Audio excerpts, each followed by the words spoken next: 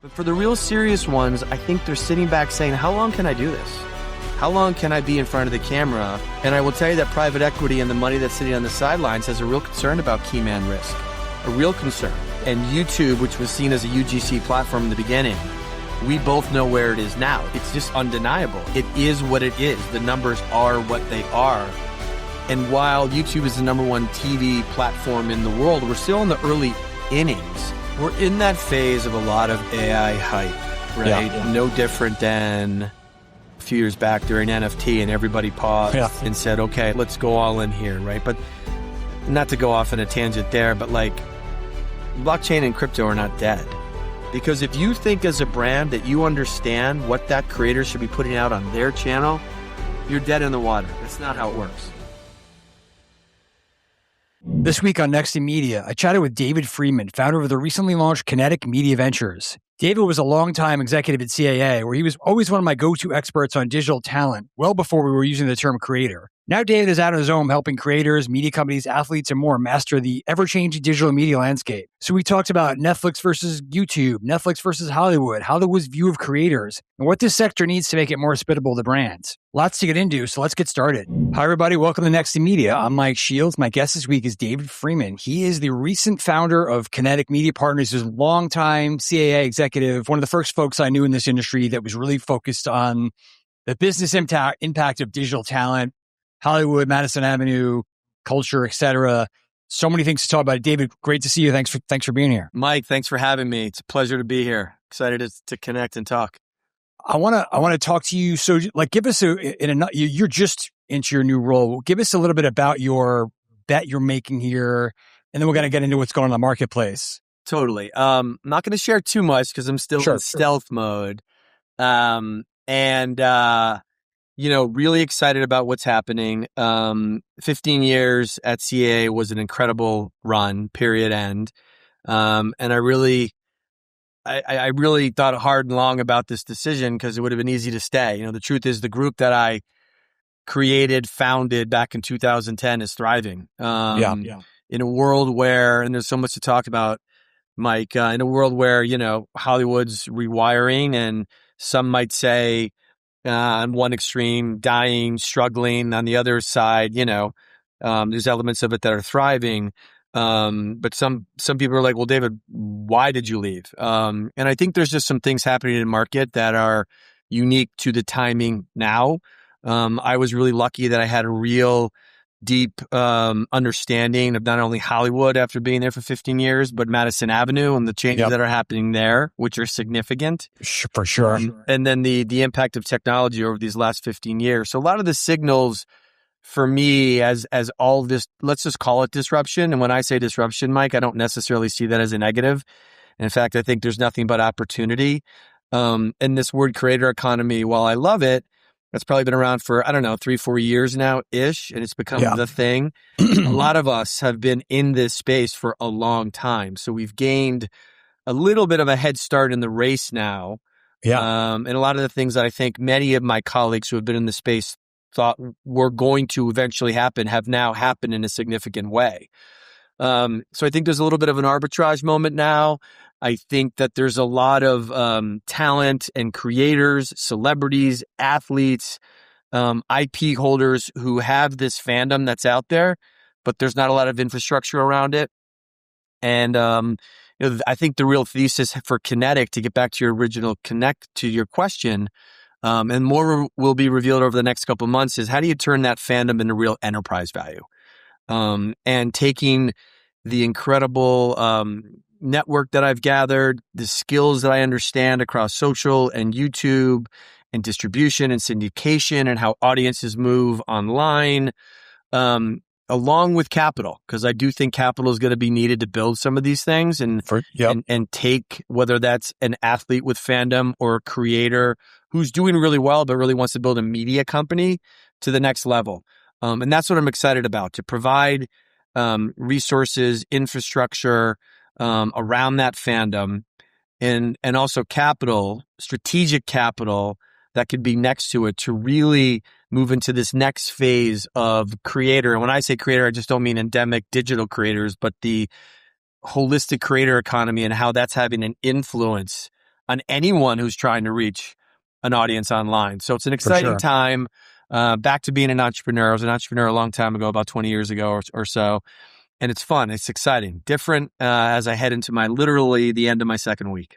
Yeah. Well, there's so many different things I want to ask you about there, but you described it well because it's funny. You talk about 2010. We weren't using the word creator, but a lot of the big agencies had these divisions. They'd have a guy or a few guys that are dealing with digital talent. What's been the evolution like in recent years where like you've talked, I think I read for your LinkedIn post, it's like a power shift. Like what has gone on with the way that the community is kind of handling digital talent, the prominence of creators?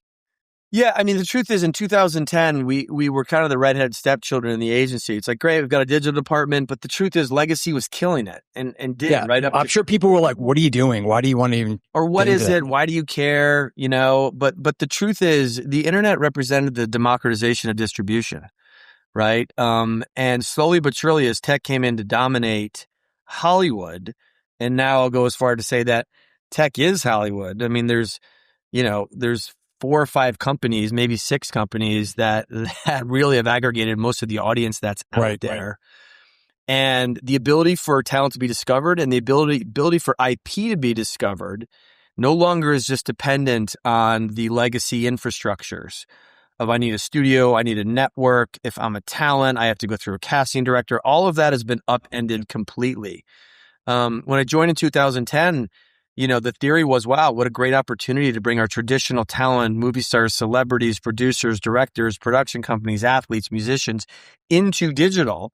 I did not know that I would sit down at breakfast with Robert Kinsel in 2011 to talk about the way YouTube was going to really change everything. And I also did not know when I started the job that a year in, I'd be representing influencers. Now, I don't love that word.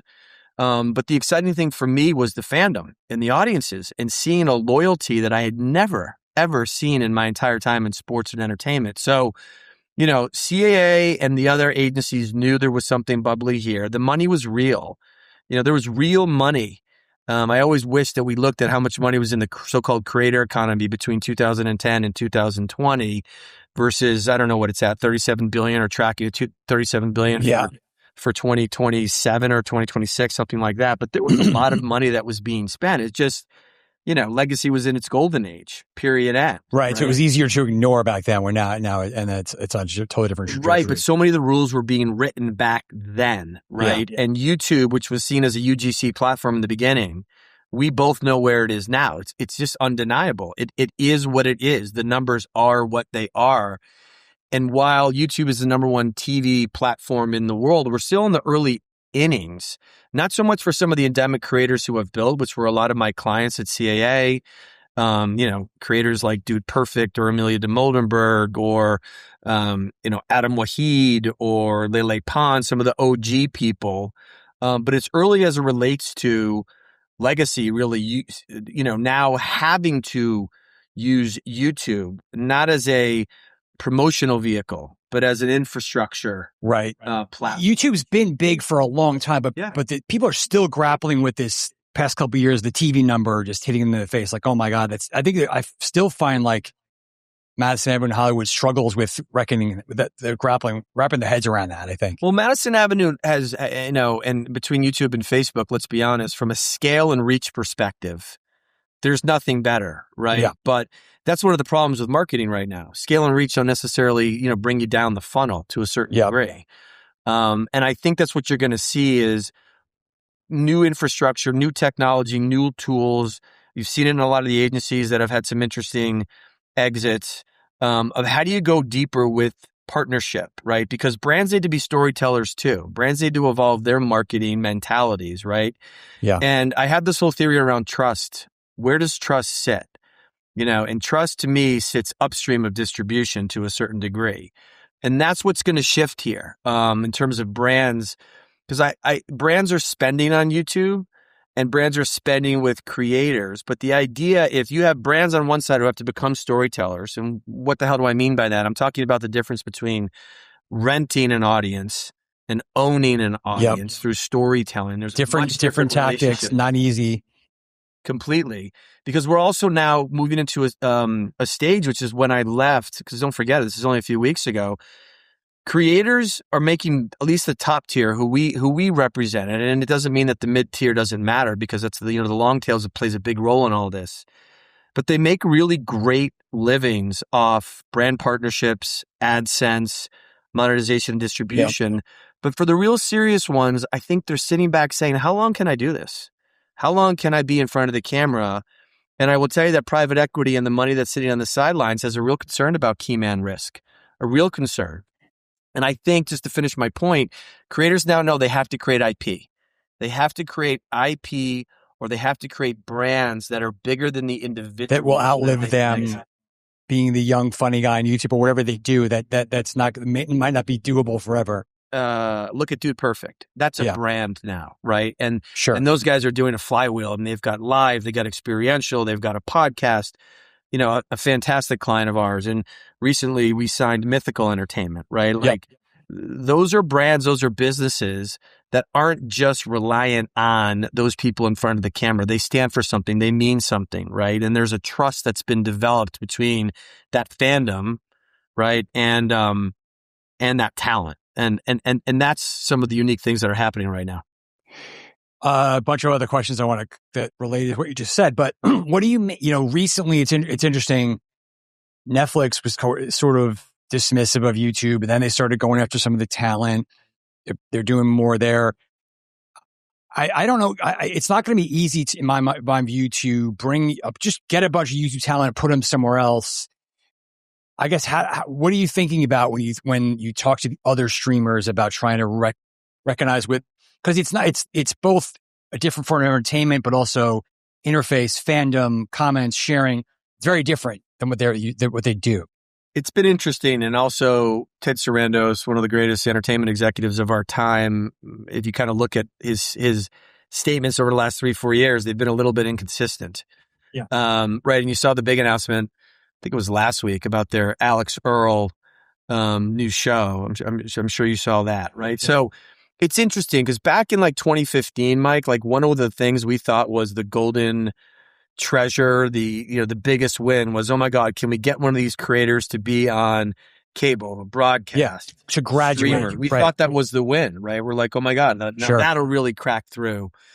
And I got to tell you, now we should talk about what it means when a creator does lend its IP or lend its likeness to a streaming platform. But it's the first time that I've ever seen, and I experienced this hands-on, where we would turn down Netflix deals and Amazon deals to launch the same IP on YouTube.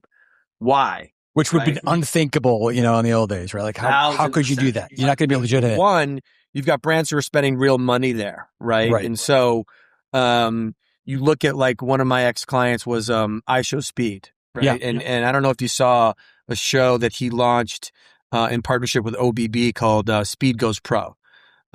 We decided to launch that on his channel, period, end, right? And not bring it to a streamer. And if you were to watch that show could be on ESPN. That show could be on HBO Max. Like in terms of look, production value, quality, feel. It has massive, athlete stars from Tom Brady and others alike. But here's the thing: he owns it. No one gets to tell him about season 2. Right. He did it in partnership with Dick's Sporting Goods, who now is creating real IP and has actually started a studio, right? Which is another trend that's happening now. Yeah. Which is what I used to speak about back in 2000 when I was inside of OMD. And then eventually before that, or after OMD and Omnicom run, I was inside of Edelman running a company that I started called Matter, which was the whole theory of brands, going back to the 40s, 50s, 60s of brands underwriting content. But bringing it back to Speed, he now can get 24 episodes, and then he can maybe sit back down with Netflix and say, hey, look what I got. I'm the owner of this content, license it. Right. Yeah. So I do think I do think that creators are starting to think about these other platforms, not so much as a place to make money, but to extend their audiences. Like, why did MrBeast want to go? And that was a bidding war between Netflix and Amazon. And Amazon ultimately won. I wasn't involved in it at all, but from what I heard, It was about creative control, which Amazon gave to him, and ownership. But for Beast and that team, it's all about the halo of further building out the Beast brand globally. Yep. And now he's got one of the biggest, if not the biggest right now, non-scripted, game shows, that I guarantee will head into a third and fourth season. Yeah. I mean, he's partnering with Survivor. Like they need his help as much as anything, like as much as you might have thought the other way around. Exactly. So I think you'll see more of those big tentpole shows, Alex being one of them. But let's be honest, I think Netflix has to start to think a bit more like YouTube than YouTube has to think like Netflix. Right. I mean, you saw their big announcements around podcasts and short form, and you've seen all the hype about vertical dramas, micro dramas, which was also something that we covered in my group, before I left, and the creator digital team is still covering now. I think you're going to see Netflix move into that space more aggressively. I think you're going to see Amazon move into that space more aggressively, because that's just where the social behavior and the media consumption for all of us is happening. Digital advertising is facing growing signal loss across browsers, devices, and connected TV. That makes accurate identity more important than ever. Intent IQ is a privacy-first identity resolution leader helping advertisers, publishers, and platforms recognize and reach real audiences across both cookie-based and ID-less environments. Powered by a patented identity graph and advanced signal enrichment, Intent IQ delivers the scale and accuracy needed to drive measurable performance and better monetization for both advertisers and publishers.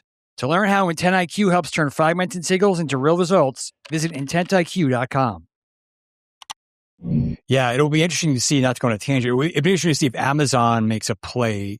Prime is doing great, and they have all these sports now. Do they make a more of a creator push in coming years? I don't know if they are. Know a lot of people don't know that from a marketing perspective. Amazon is already making a push. We did a show when I was at CAA called Celebrity Substitute. Really basic idea. Celebrity comes into a school and it's your substitute teacher for a day, right? Mm-hmm. Amazon funded that, and it wasn't launched on Prime. It was launched inside of YouTube. Yeah, and they're doing more and more of those, and you'll see more of those in 2026, right? So they understand that they have to not only build Prime, which, let's be honest, is really a marketing vehicle for the bigger products and services you can get on Amazon. Sure, but it's the old saying of, fish where the fish swim, and launch IP from a marketing perspective to drive people back from YouTube into the Amazon ecosystem, right? And so they're doubling down on that. And so they're already quietly investing. There's other teams inside there who are having really amazing conversations with creators about how do you, that whole space of content and commerce, which is really going to explode this year.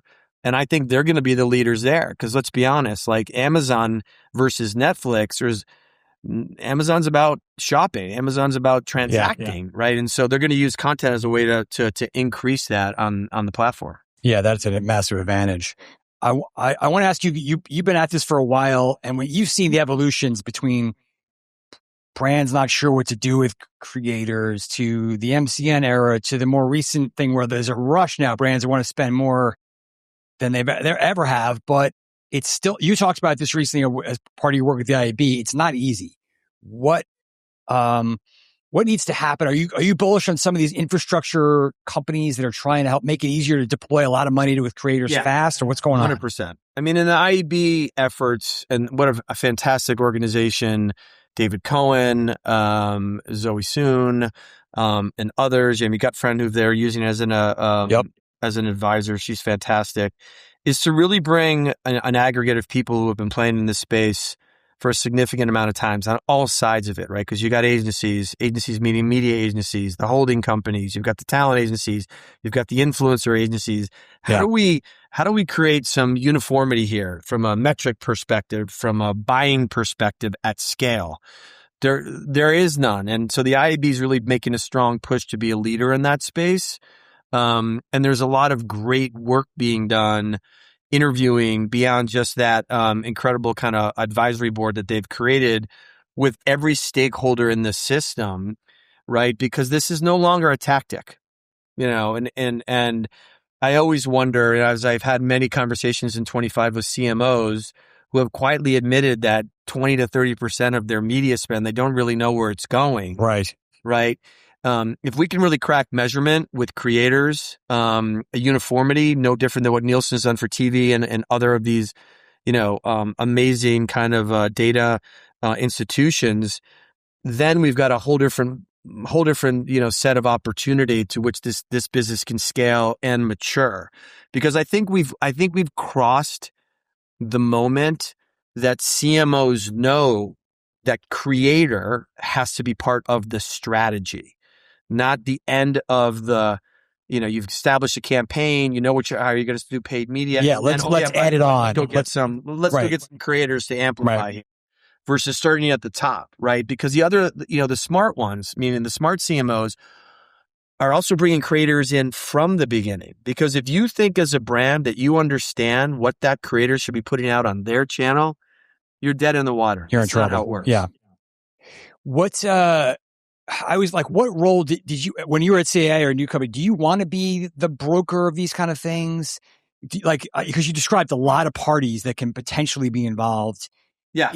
Would it be better if there was a centralized ad tech kind of play? Is it better when the platforms get involved? Is it always going to be sort of all over the place? Like, how do you think these roles should work? Yeah, I don't know if I have the answer to that. I think that's one of the reasons why I stepped out. And again, more will be revealed soon. Like, now that everyone's accepted the facts and the reality of what's happening, there's going to be so much. And you and I haven't even gotten to AI, and I realize we could spend a lot of time, but there is so much. I like to say it's the most dynamic time in media in the history. Yeah, I thought it was a couple years ago, but no, it is now. Now it is, right? Because back in 2019, you and I are having this discussion, but pre-COVID, it's streaming galore. I mean, right. CAA and the other agencies, they couldn't miss. I mean, they were probably batting 500-600. Yeah. Right. Now they're batting maybe 150, and that's good. Right. 200 if you want to use a baseball analogy for you baseball fans that are out there and watching. So all this infrastructure is going to mature. And there's a little bit of a race right now for some of us who have been in it and know how to play.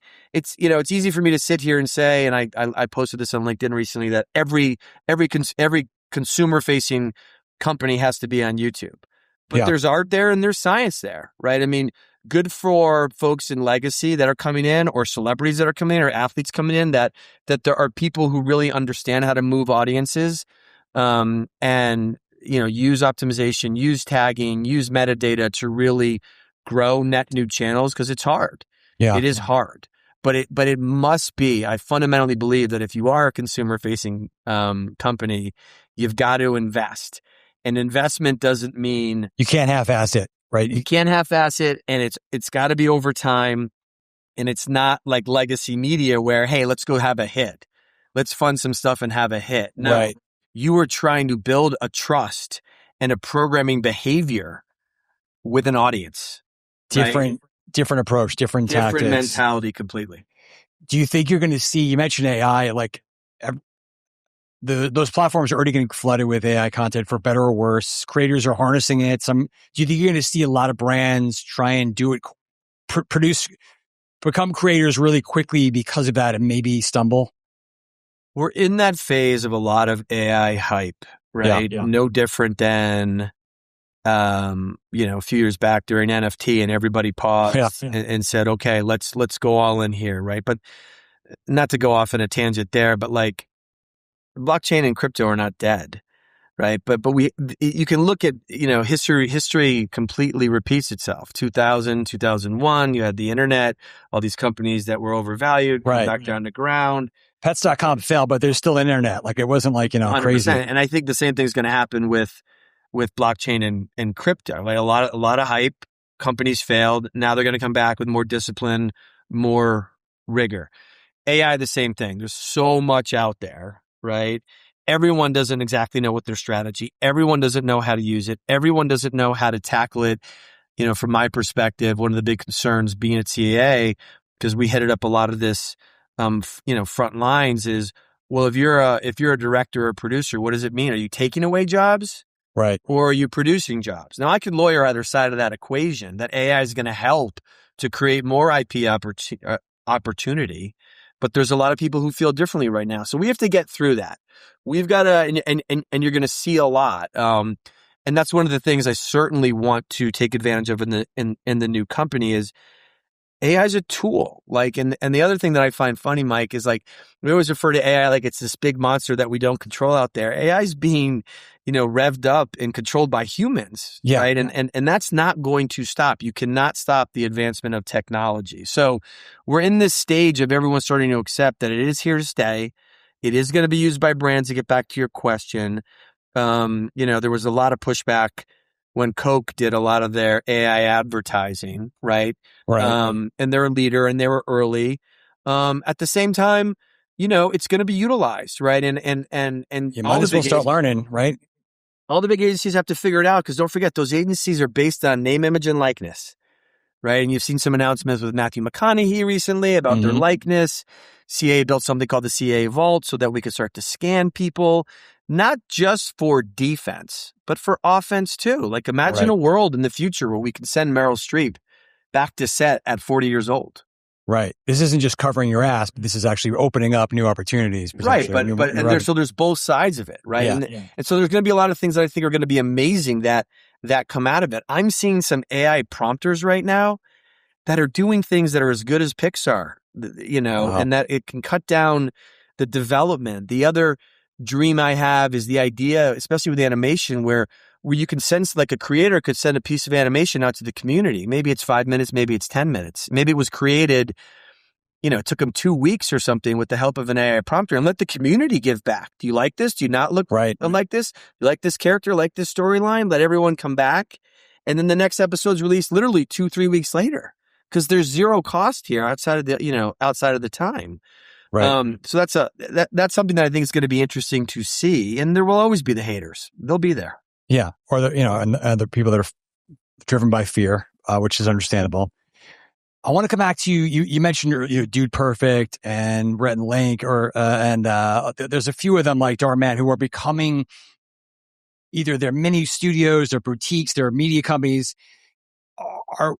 but it's very top of the funnel, I guess. Are we going to see 100 of those? Is there a cap? Like, how many creators can become these media moguls or mini media moguls that, can actually legitimately have like brand upfronts and things like that? Yeah. I mean, and Dar's a great human being, great entrepreneur. Was a client to Alan Chickenchow, another one who is studio and enterprise minded. I think you are going to see a lot of it. I think the question is, who will be successful and who won't, right? And again, a lot of these creators have fandom, but they don't have a lot of infrastructure built around them, right? Yeah. And you'll start to see some real operators come into these businesses, right? You have to, if you want to have an exit, you have to be willing to give up some of that equity inside your company, and you have to be willing to build teams. Not everybody's a born CEO just because you're a creator, right? I mean, that's exactly right. And I look at someone like Jesser, who was one of our clients. I know Jesser. Unbelievable talent, arguably the biggest, basketball sports creator on the planet. And he understood that, hey, I need to bring in a team, right? And they're building a media company over there. And he brought in a guy by the name of Zach Miller, who's fantastic, who can really bring efficiency to the production, who can think about applying a real flywheel. And they've got a merch business, and they're thinking about podcasts, and they're thinking about live events, right? And really building, again, real IP and real assets. So you will see more. I've also seen this go the other direction. You bring in the wrong people, right? Like you and I both know, the best business plan in the world that's capitalized the right way with the wrong management team, same outcome, right? So good operators are good operators. I do think you will see more of it. And I think there'll be a handful that will win. We haven't seen, and CAA did do a hell of a job with Dude Perfect, getting them a big exit, $100 million, investment. We haven't seen a tremendous amount of that yet. We're seeing it in bits and spots, because I still think we're in the building phase. I still think those creators who might be making $7 to $12 million, which is a lot of money in a given year, are sitting back saying, wait a second, I've got to build, and I got to figure out how to get to that exit moment, or even in a position where I can have a discussion with a media company or private equity company to exit. Do you think this is actually going to be my last question? You set it up perfectly. Do you think we'll see, I don't know, 10 years ago or so, you saw like the big media companies saying, we got to get in this. So we're going to buy Maker and Machinima and all those companies. It didn't work out perfectly.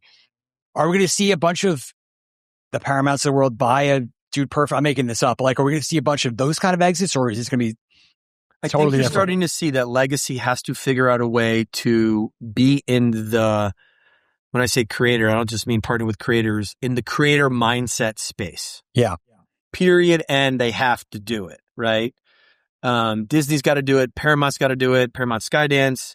We talked about Amazon, Apple, Warner Brothers, wherever they end up. Well, but then you have Fox, who started a creator studio. Yeah. Right. Like, so do I think that some of these folks, no different than the way cable got bought and consolidated and flipped 10 different times? Yeah. It's going to happen here. Do I think that you're going to see channels being aggregated? Yes. There's going to be a little bit of that old cable inside of YouTube of aggregating like-minded channels. I think there's going to be a rebirth of networks. Anyone who has an aggregation of YouTube channels, or anyone who even has an aggregation of fandom through talent is distribution, has an opportunity to create a network. One of my dreams at CAA, and they'll do it because there's an amazing team that's still there. Why shouldn't CAA have an upfront? Right? I mean, I like it. If CAA's got 100 different channels that they're working with their clients on, that's tremendous access. There's media and there's integration, and then you could add in social from other platforms. You've got a huge leg up, because don't forget what we're talking about here. This is where culture exists. This is where culture is being born. Right. Right. And I think that's the opportunity that you're going to start to see, because we'd have some high level talks. Where are we in 10 years? Where's a talent agency in 10 years, or a management company in 10 years? Right. They've got to be able to not only service their clients, but also be principals next to their clients and invest to build. Yeah. I think which is a really different dynamic, but super interesting. Yeah. David, we could talk about this forever. Awesome stuff. Could. Thank you so much for your time here. Good connect again. And let's do this down the road again. I would love to, brother. I really appreciate it. Honor to be here, and exciting to see you, and looking forward to 26. Thanks to my guest this week, David Freeman of Kynetic, and my partners at Intent IQ. If you like this week's episode, please take a moment to rate and leave a review. We have lots more to bring you, so please hit that subscribe button, and we'll see you next time for more on What's Next in Media. Thanks for listening.